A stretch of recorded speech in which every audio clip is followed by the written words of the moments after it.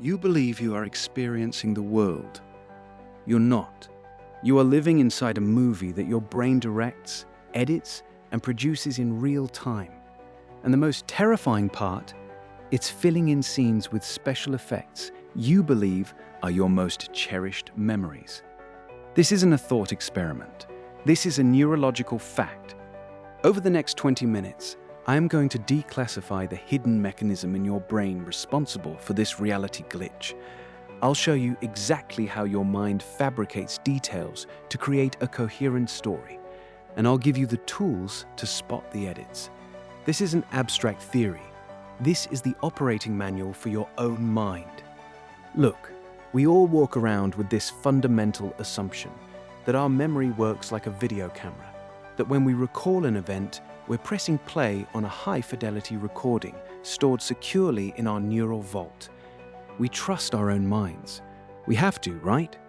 But neuroscience has revealed something far more unsettling, and honestly, far more interesting. Your brain is not a recording device. It's a storyteller. Every memory you have is not a file you retrieve. It's a play you stage.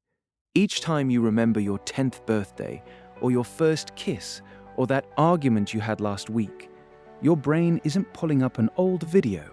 It's gathering scattered props from all over your mind, a sensory detail here, an emotional fragment there, and it's restaging the entire event from scratch. The director of this play is your prefrontal cortex, the part of your brain responsible for narrative and logic.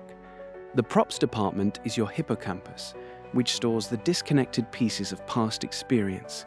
Every single time you recall a memory, the director makes tiny changes. It smooths over a plot hole. It heightens the emotional arc. It adds a detail that makes the story flow a little better. Why? Because your brain's #1 priority is not accuracy, it's coherence. It needs to build a version of reality, a personal story that makes sense right now. A story that helps you survive. Gaps in the narrative, moments that don't make sense, are confusing. They're metabolically expensive, and from an evolutionary perspective, confusion can be fatal. So your brain's default setting is to fill the gaps. Think about that for a second. Your memory isn't a static library. It's a living, breathing script that you rewrite every time you read it. If that sounds like a stretch, consider the groundbreaking work of cognitive psychologist Elizabeth Loftus. In her famous 1995 study, Loftus and her colleague Jacqueline Pickrell performed what seems impossible. They implanted a completely false memory into the minds of participants. They gave people 4 short stories from their childhood, provided by their parents. 3 of the stories were true. 1 was a complete fabrication, a richly detailed account of being lost in a shopping mall at the age of 5. Here's the stunning part. A full 25% of the participants didn't just accept this false story. They internalized it. They began to confabulate, adding their own vivid details to the fiction. They remembered the feel of the hand of the old woman who found them. They remembered the specific toy store they were near. They felt the panic, the relief. These weren't just memories, they were experiences, emotionally resonant and absolutely real to the person recalling them. But they never happened. This is not a character flaw, this is biology. The misinformation, the story prompt from the researchers, acted as a new script. The brain, in its relentless drive to create a coherent narrative of the past, took that script and staged an entirely new play, casting real emotional fragments and sensory details in the starring roles. The result was a blockbuster memory of a fictional event. So if a scientist can trick your brain into creating a vivid, emotional memory of something that never happened with just a few sentences on a piece of paper, what parts of your own life story, the very story that defines who you are pure fiction? This unconscious process of inventing memories to fill in gaps is called confabulation, and it is one of the most important and misunderstood functions of the human brain. It's crucial to understand that confabulation is not lying. Lying requires a conscious intent to deceive. Confabulation is an honest mistake. It's your brain's storytelling mechanism working perfectly, creating a coherent narrative from incomplete data. And you, the audience, believe it completely, because you are also the director. You have no idea the script was even written. This isn't just something that happens to people in psychology experiments or patients with brain damage. It happens to you.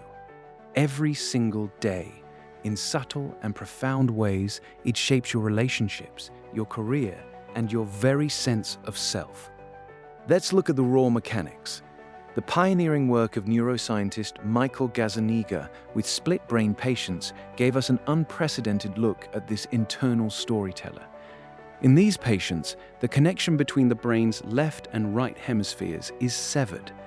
The left hemisphere is typically where language and logical interpretation live. It's the narrator. The right hemisphere is more holistic and nonverbal. In one experiment, Gazzaniga's team flashed the word walk to a patient's right hemisphere only. The patient, responding to his right hemisphere's command, got up and started walking. But when the researchers asked him why he was walking, his left hemisphere, the narrator, had no access to the real reason. It didn't know the command walk was ever given. Did the patient say, "I don't know"? No. Instantly, his left brain confabulated an answer. He said, "I'm going to get a Coke." It was a perfectly plausible, logical reason. He believed it 100%. His brain created a story to make his actions make sense, and it did so instantly and unconsciously. Sound familiar? Think about the last time you had a major argument with a partner or a friend. You both walk away with two completely different, yet equally vivid and certain memories of the same event. You remember them raising their voice first. They swear you did. You remember making a calm, logical point. They remember you being dismissive and cold. Are you both lying? No. You are both confabulating. Your brains are both taking the raw data, the words, the location, and weaving a narrative around it that preserves your own sense of self. Your brain's story stars you as the reasonable one, the victim, the one who was just trying to help. Their brain is producing a movie where they are the hero. You aren't arguing about reality anymore. You are arguing about which of your two fictional movies is the better film. This mechanism goes even deeper, right to the core of your identity. Your belief about whether you're good at math, not a creative person, or unlucky in love isn't based on an objective analysis of your entire life. It's based on a handful of key memories that your brain has selected and edited into a highlight reel to support a simple, coherent story. You forget the thousands of times you successfully solved a math problem, but you vividly remember the one time a teacher embarrassed you at the blackboard. That memory gets replayed, re-edited, and reinforced until the story, "I'm bad at math," feels like an undeniable fact. What you call your personality, your brain calls a recurring narrative theme. But here's the most powerful revelation of all. Ulrich Neisser, the father of cognitive psychology, provided the most stunning real-world example of this. The day after the Space Shuttle Challenger disaster in 1986, he had his students write down, in detail, exactly where they were and what they were doing when they heard the news. It was a classic flashbulb memory, one of those moments that feels seared into your mind forever. 2.5 years later, he went back and asked them to recall the event again. The results were mind-blowing. Out of all the participants, fewer than 10% had a recollection that was even close to accurate. More than half were wrong on over 2/3 of the details. Some accounts were completely, wildly different. One woman's second memory bore zero resemblance to the original report she had written down just one day after the event. But here's the twist. When confronted with their own handwritten accounts from 2.5 years prior, they were shocked. They refused to believe it. They said things like, "I know that's my handwriting, but I could not possibly have written that." They were absolutely 100% confident in their new, fabricated memories. Wait, this means that your most emotional, vivid, life-defining memories, the ones you would swear on in a court of law, the ones that form the pillars of your identity, are the ones your brain has most likely re-edited into a more emotionally satisfying, narratively coherent story. It's not a failure of memory. It's the system working perfectly to protect your internal narrative. Your brain is not a historian preserving the past. It's a novelist using the past to write a story about the present. So what can you do? The goal isn't to descend into a spiral of doubt, trusting nothing your mind tells you. That's impossible. The goal is to upgrade your role, to shift from being a passive audience member in the movie of your life to becoming the co-director. It means learning to spot the edits, question the script, and consciously choose the story you want to live in. Here are 3 research-backed techniques to do just that. First is a technique I call the journalistic inquiry. The next time you feel a powerful emotional reaction to a memory, especially in a conflict, stop. Don't just accept the story your brain is feeding you. Become a journalist investigating a source. Ask yourself the 5 W's. Who exactly was there? What exactly were the words that were said, stripped of your interpretation? Where were we? When did it happen? And the most crucial question, why am I so certain my interpretation of their intent is the only possible truth? This process forces your prefrontal cortex, your logical brain, to engage with the raw data, not just the emotionally charged story produced by your limbic system. It separates the observable facts, the raw footage, from the narrative interpretation your brain has layered on top. You start to see the difference between what happened and the story you're telling yourself about what happened. Second, the external archive. Your brain is a creative storyteller, not a reliable archivist. So, you need to start using external archives.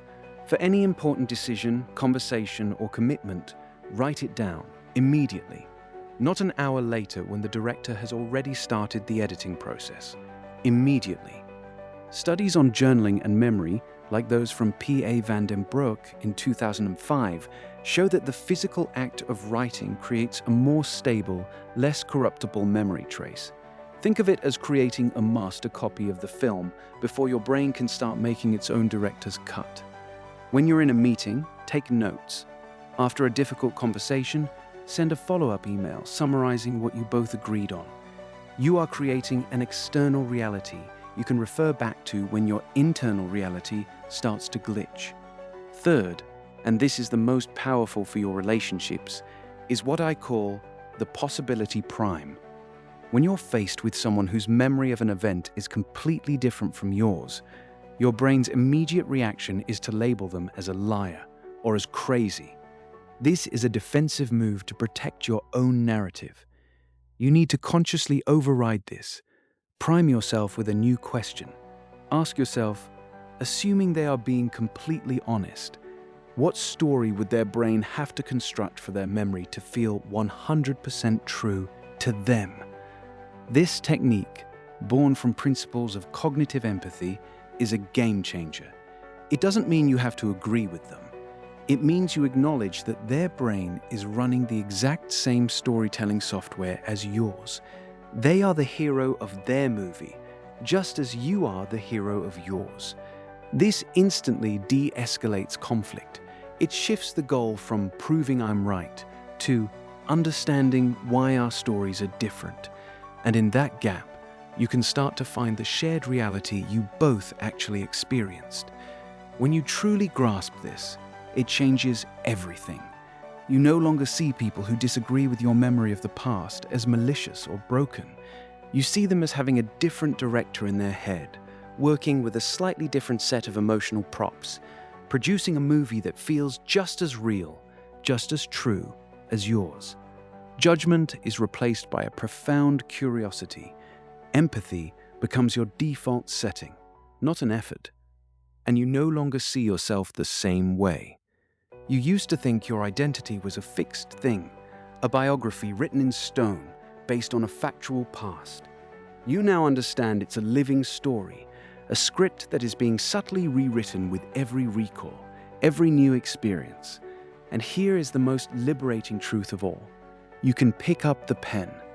The reality glitch is not a bug in your system. It's the very feature that allows for growth. It's what allows you to forgive yourself and others, because you can change the story you tell yourself about the past. It's what allows you to break free from limiting beliefs, because you realize those beliefs are just a story, not a fact. You are not a character trapped in a pre-written story. You are the co-author of your own becoming. This is the shift from being a passive consumer of your own life to being the conscious architect of your own reality. This understanding of memory, of confabulation, is the first layer. It's the foundation for declassifying your brain's hidden mechanics. But it's only the beginning. What we've talked about is how your brain rewrites the past. But what about how it constructs the future? Our next video is on the prospection engine, the specific neurological network that generates your imagination of what's to come. We will uncover how a single, powerful cognitive bias within that engine determines whether you experience the future with anxiety or with excitement. It's the scientific reason why two people can face the exact same uncertainty, and one sees a terrifying threat while the other sees a thrilling opportunity. Subscribe, not because I'm asking you to. Subscribe because understanding these hidden mechanics is not optional if you want to be in command of your own mind.